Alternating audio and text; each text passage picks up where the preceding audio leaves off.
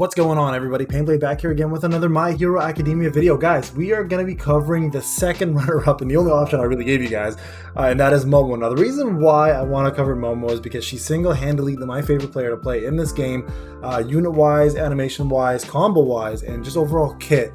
All Might be superior almost in every regard in terms of PvE and perhaps PvP, but there's a strong case to say that she's definitely a close second, maybe third, only because of Fumikage and his crazy busted ass. But we're going to cover Momo today, guys. I want to talk about everything she is, how you should build her. We're going to cover PvE as usual and go into PvP. We'll cover chips, cards, and talent trees, and let's get into it. So let's go look at my Momo real quick. All right, as the Momo that I currently have sitting on my roster, she's SSS. She's the #1 on the server because I put the most amount of damn time into her.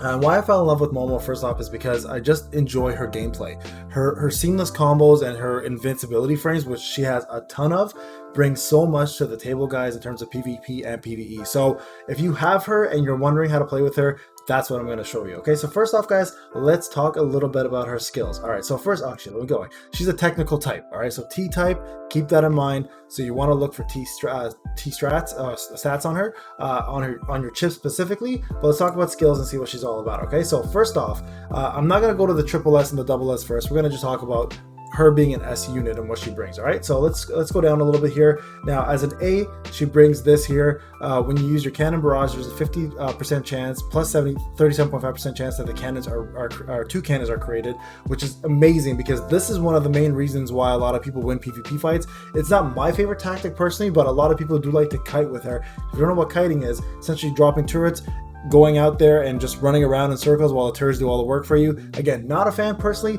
but it does work really well. All right, go into the S now. Using pulse cannon knocks back nearby enemies, dealing 32% of your attack damage. Every pulse that hits adds 7 + 6 fat energy points. That is for you to gain your bar in the bottom, which is specials, which allows you to further summon. So keep that in mind, very useful. Now we will cover the SS in case you have her there. Instantly gain the bonus related to the current weapon after using E tactical shift, which is switching your weapon.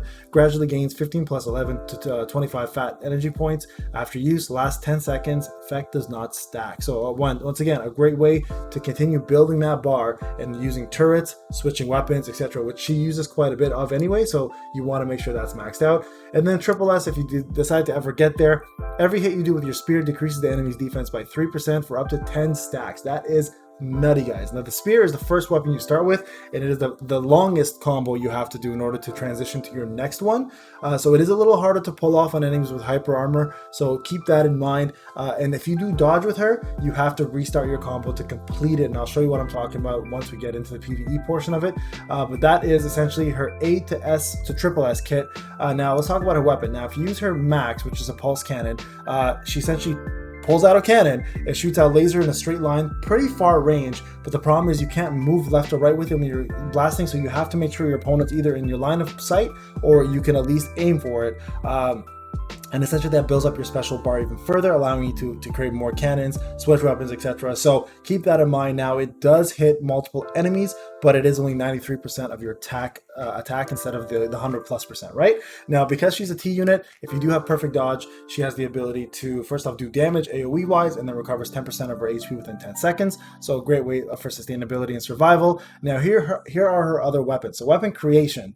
This one here lets you switch between 3 weapons: the spear, the scythe, and the shield. All right, now all 3 weapons have their purposes, but within the combos they all play a vital role. All right, so first off, switching weapon, you have a 2-second cooldown. If you go to the scythe, you deal 70% attack and then 630 more damage. Movement speed is relatively faster with the scythe, and plus you pull your opponent in, which is kind of nice. If you switch to your shield, you do more damage and you do additional damage on top of that, and your movement speed is slower though, but you have less chance to flinch, and a lot of things that would normally knock you down you kind of bypass completely. All right, keep that in mind. There's a purpose to that. And then of course, switching back to the spear, you deal 80% damage at 600 overall damage. Movement speed is normal, and that's the beginner weapon that you start with. My usual preference here is go through all 3 weapons depending on what you're doing. In PvP, I instantly switch to shield, and I'll show you the reason why, guys, when we do that. It's almost cheese in this game when you do that, especially completing the combo. But when I do PvE, I like to start with the spear, then the scythe, and then I go to the shield, of course, depending on what you're doing, all right? Now, going to the turrets. Every attack deals 10% attack plus 155 damage for 5 seconds. Enemies have a 10% chance of an attack break. This creation requires 45 energy fat points. Now, that is, again, her special energy. We'll show you that later. And then E is essentially her shooting missile launchers. Deals damage to enemies within range, a total of 270% attack, 2,325 damage with 15-second cooldown. She also tosses the damn thing at the enemy. This one has a longer cooldown, of course. It requires less fat energy, but that's also because it does take longer for the cooldown to happen. And then, of course, her ultimate here, which is one of my favorite looking ones, fully loaded. Momo creates a heavy arsenal to deal ultimate blow damage to the enemy.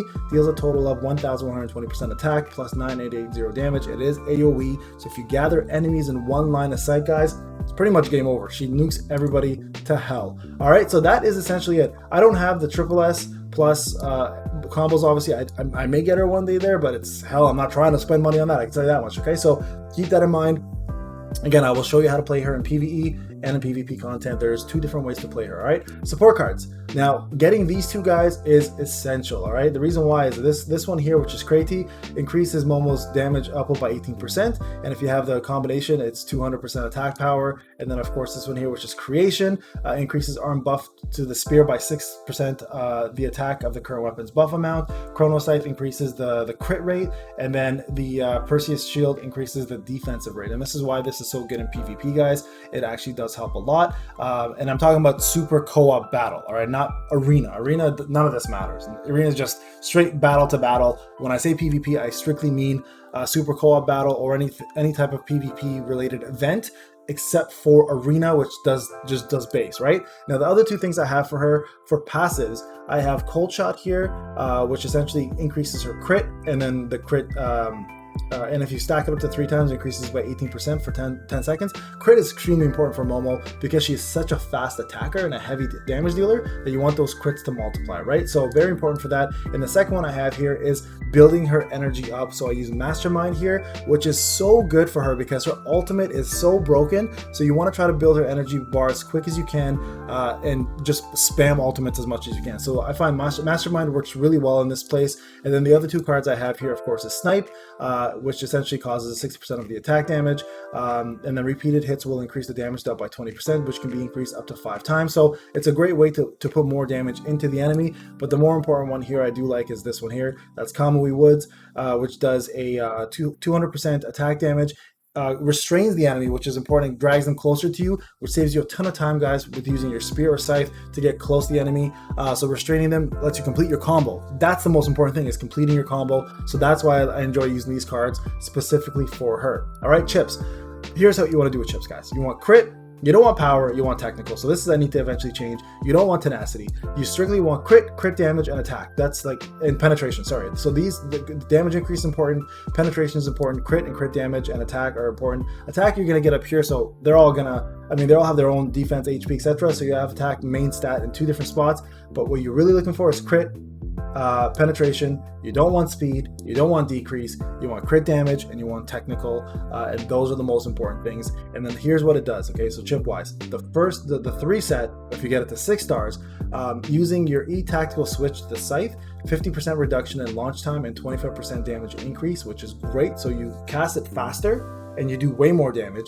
Using creation with the shield, you actually increase damage by 25%, which originally, because you get the buff of defense, right? This helps with doing shield damage like a lot more. So you definitely want to get the 6 stars, guys. It is you can get it through the chips. So if you do enough of the last one, or if you can build up enough and get yourself the gold chips, if they're not dropping, you can buy it from the shop as well. All right, talent wise, okay, so here's what you want to do with talent. I built going left first, and the reason why is I want her energy to constantly be available. This increased the fat energy by 50 points, which is massive because that means you can use more turrets, you can do more switches weapons, and you can also use the missile launcher a lot more, right? So I think going this route was the first route for me. Second round I'm going for is this one here. When the shield is used, so the second combo that speeds up, activating the shield reversal by 0.5 seconds. The third hit can also activate shield reversal and successful usage can activate E tactical shifts early, which means essentially you're comboing way faster, which is so important for her, guys. And again, I'll show you the reason why. Going to this one is really good too, because creation is reduced by 1 second when you swap your weapons. It's great, and it also helps you do other things like get your cannon barrage and everything a little higher in damage. But I think going this route and this route is the best. So top left, bottom right for Momo in order to take the most advantage of her. And then of course we talked about assists. I mean, assists, you can put whatever you really want. Like there, I should have done that a while ago. I'm surprised that hasn't changed. But these are my assists here. I use Tokiyami, All Might, and what's his name?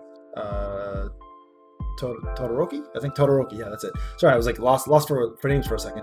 So that's pretty much it, guys. So let's get into the actual PvE fight. I'm gonna go ahead and do a chip. I was spending most of my energy on getting these anyways, so we're gonna switch All Might out because that was the last one I showed you guys. We'll do one, and I'll show you guys how you want to play with Momo and why combos are so important. And dodging kind of screws you here, so you need to find out what the enemies. So her biggest limitation are not completing combos. When you don't complete a combo, it causes a massive damage decrease to her. So you want to make sure you do this right. So let me show you guys how I play with her. Okay, maybe you guys play this a little different. You guys can let me know. But I like to put this down, and then what you want to do here, guys, is essentially you want to finish up a combo here. So dodge, dodge. Let's see if I can finish up this combo. Watch it. Watch what happens now. Okay, hold on. Okay, here we go. Ready? Watch E now. Look at that. It switches, right? And now she switches weapon to the scythe, which brings you in. And then now look, it becomes a shuriken. And then you switch to a shield. And then if the shield hits, it becomes a hammer. All right, now look how quickly my bar there got developed, right? My ultimate bar pretty much just went skyrocketing the moment I finished those combos. That's how good she is. Like, if you can complete successfully your 3 combos back to back to back like that, you're pretty much golden, guys. So you're going to be able to build your ultimate so quickly through that that you're going to do so much damage right from the get-go. The enemy really doesn't have much of a chance.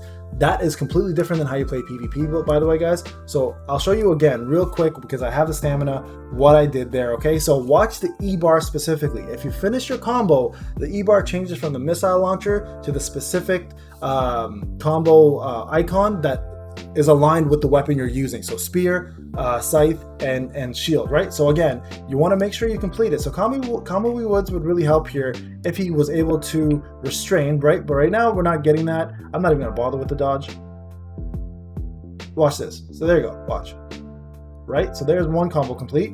Took him out of hyper armor. There's my second combo complete. Now with the shield, you usually want to get a little closer. Last time I wasn't that close. There you go. Look at that damage, guys. Like, destroyed him. Completely even have to use my ultimate that time. Like crazy amount of damage. But again, the key is completing those combos, right? That's the most important part, guys. So a lot of people like to say All Might this, All Might that, and I agree, All Might is broken as hell, does insane amount of damage, and will always probably outdamage Momo in a lot of circumstances. But in terms of gameplay, I don't think there's anybody out there who's better than her and more fun than her. So this is why she's become my favorite character, hands down. I have every character in the game now, including Aizawa, and I still prefer using her for PvP. Now, speaking of PvP, let's get into that showcase real quick, and I'll explain to you guys Arena and why you want to use her. So I honestly don't do Arena very much, just so you guys are aware. I just enjoy it's just too much lag for me right now. So what we'll do here, guys, is I'll throw her in first so we can just show you guys what she's all about and how I use her. Now I could use Aizawa here. I guess I will, and we won't use All Might this time. All right. I've barely even used Aizawa, so I will do a showcase for him eventually. I've been reading his kit. He seems broken AF, and I've used him in Arena, so I know he's broken AF, and I've seen people talk about him. I think apparently he's been nerfed already. I think he needs another nerf because it's just how broken he was. But with that being said, we're not focusing on him right now. We're focusing on Momo. So let's get into it. So start off with that, guys. Here's what you want to dodge. You want to make sure you get away here. This is what matters. If you can get this shield out, guys, it's game over. Literally, I kid you not. Watch. It doesn't matter what she does at this point. Like, I can get hit here. That's okay. I'll take those hits. But if she drops, and when she drops, it's game over for her. Here, watch. Hold on. Oh, I'm getting my butt kicked right now. Here we go. There we go. Now, you want to actually connect with that. There you go. That makes all the difference, guys. right there. Okay, so, and then you can switch to another weapon if you want at that point. I personally don't think you need to. I would go back to the shield personally here, and this is what I do. She's a little bit annoying, honestly. I can't stand fighting her, but it is what it is.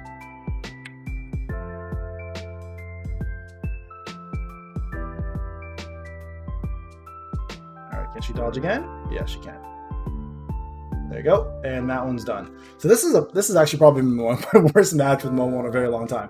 But there you have it. That's pretty much it, guys. Like it's the combos as much as you possibly can, and then you want to switch the shield, and then get in there and take out the opponent, right? So shield is going to be your best friend. I didn't use any turrets there at all. I could have. I don't like to play that style. I know a lot of people do, and I don't blame you for it because it's actually a pretty smart way to play. But I honestly, I treat PvP just for fun. It's not like a huge thing for me. As you can see here, Aizawa is a little bit more broken in terms of what he does. It's kind of busted, to be honest with you. I will do a showcase for him and why he's so damn broken. But as you can see here, the opponent has no idea what's going on. I think the opponent has as much idea as I do. All I know is if I do this every time, he'll die. It's pretty much how this works. So we'll do a proper Aizawa showcase eventually, guys. I'm gonna study him a little more. I know he's broken AF. He teleports to characters, to players. He he drags people in with his Caltros does like way like a ton of movement speed down, etc. So it's just an unfair fight almost at this point. For the most part, most people don't know what to expect when they're fighting him. And again, this is supposed to be a Momo showcase, but we're pretty much doing an Aizawa showcase at the same time. So there you have it. So we'll stop there for now. But that's pretty much it, guys. So Momo, if you play her, you can play one of two ways. You can play either using her as a turret to kite her. You can use a balance attack if you like, and if you enjoy the balance part of it, you can do that. Or you can play like I play and use a shield to pretty much bombard your opponent. If they're very dodgy, it can cause a little bit of a problem, obviously, once in a while. But it's not the end of the world, guys, because you can recover pretty quickly, to be honest with you. It's not bad to go and fight somebody with a shield, only because she has so many invincibility frames. So switching weapons in PvP isn't the worst thing. It's not quite like PvE where it's kind of shunned upon, right? All right, guys, so this is Payne. I hope you enjoyed the showcase. If you have any questions about Momo, give me a shout. Again, this is a really bad example of how Momo's played. I played pretty poorly there. As you can see, Aizawa was broken. So a lot of you were like, oh shoot, this was maybe an Aizawa showcase. It is not. It was a Momo showcase. I personally love her. I honestly rarely lose with her. But there you have it. That's Momo in a nutshell, guys. I hope you guys enjoyed the showcase. We'll talk soon. Take care.